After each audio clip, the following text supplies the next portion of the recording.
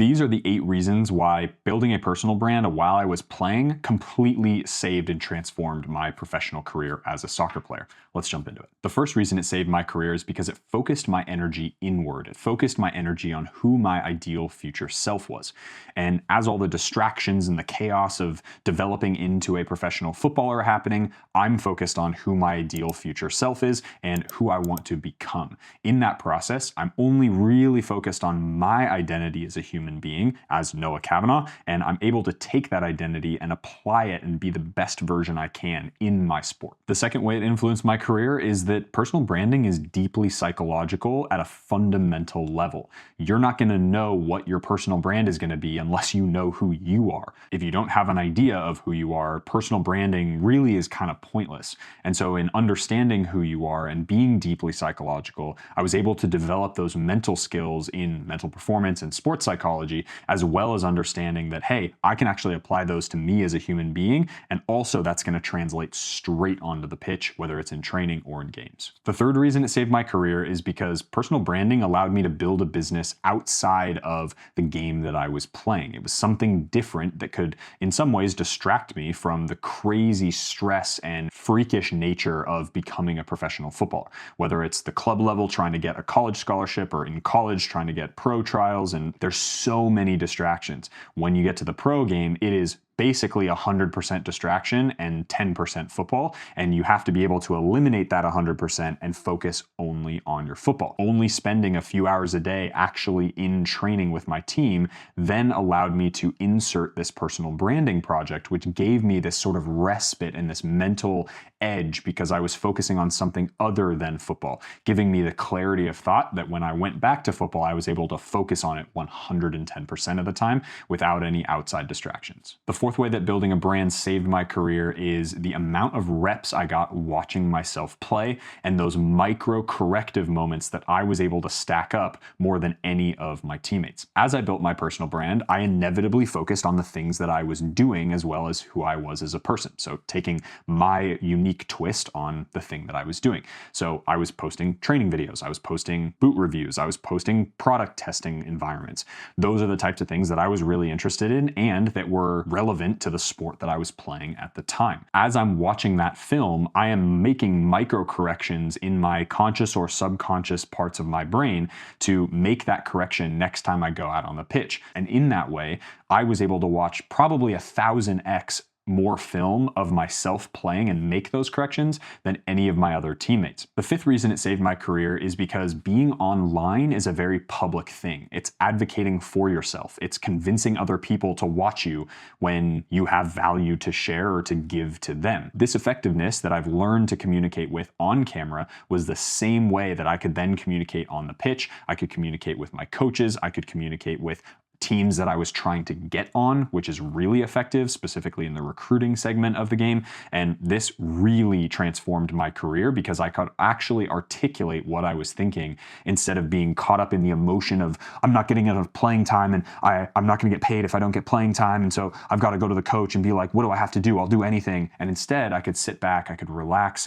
I could have that composure to be able to present my case to the coach and just said, hey, what do you want me to do better? What do I need to do better to provide value to you? Because that's the same mindset that I have with this YouTube channel and these videos, right? It's not about what I want necessarily. It's, hey, I have this whole set of expertise, but out of those things, what are the things that you actually want to see as an audience? I'm here to serve you in the same way that I was there to serve the coach. Having that mindset translates directly over, and that is a key for anybody looking to get to the next level in their career. The sixth way it influenced my career positively was it kept me out of the victim mindset. This is one of my core pillars of existence, and that is taking extreme ownership. It's a concept from Jocko Willink, which is an amazing book, Extreme Ownership by Jocko Willink. And this book essentially explains that when you take extreme ownership for yourself and your team and the behaviors of yourself and your team, it creates an environment of trust. You have full power and control because you're taking extreme ownership, and therefore you assume that you have power to change the environment or to change your behavior. That has played such a crucial role in the way that my YouTube YouTube career and the businesses that I built in my personal brand translated to the football pitch, and I'll explain why. When you have your own business and when it's only dependent upon you, this video wouldn't happen if I don't show up. This video doesn't happen if I take extreme ownership and do all the due diligence for this video and to put together the 8 things that I feel like are really beneficial from personal branding to my footballing career. That's 100% ownership. And I'm not waiting for somebody else to come in and say, ooh, I'm gonna make you successful. It's like, no, I'm gonna make myself successful. That is such an amazing translation to the football world, where instead of blaming a coach for not playing enough or not getting enough minutes, or blaming an owner for kicking me out of the team, it was like, okay, I'm going to take extreme ownership. Maybe in that situation, it wasn't necessarily my fault, but I'm going to assume it is because I want all the power in that situation. And I'm going to take that feedback and move forward in my career and be better. And that happened so many times as I transitioned through my footballing career. The 7th way that building a personal brand helped my footballing career is because it helped me get visible. This is a pretty obvious one, but with visibility and with credibility come opportunities. As you become more apparent online and you become kind of everywhere in the football world, the inevitability of a coach who's looking for your type of player seeing you goes up way more if you have a personal brand and you have a well-curated story around who you are, especially if you're on YouTube or Instagram and you're showing training clips. That is a great way for a coach to not only get to know you as a person as you're presenting on camera, but also to see more of the behind the scenes of actually how skilled you are. Anyone can put together a really good highlight video by going down to the local UPSL club and balling out and scoring 19 goals in a game. But who's actually putting in the work over time? My personal brand was literally the reason why I was recruited to go to Flower City, ended up winning a national title there. Without that personal brand, I would not have been noticed by a colleague of mine who I now call a very close friend, and he would not have introduced me to the coach there and who knew who I was from my videos and get recruited and, again, winning a national title. That's crazy to think of, but that opportunity literally does not exist if I don't put myself out there for the 4 years prior and build up my credibility and visibility. And the final one, number 8, is becoming financially viable outside of the sport. This is particularly relevant for those of you who are in the pre-pro, semi-pro, or the full professional game, regardless of what sport you play. The reason for that is because once you stop playing your sport, you're not going to get paid for playing that sport anymore.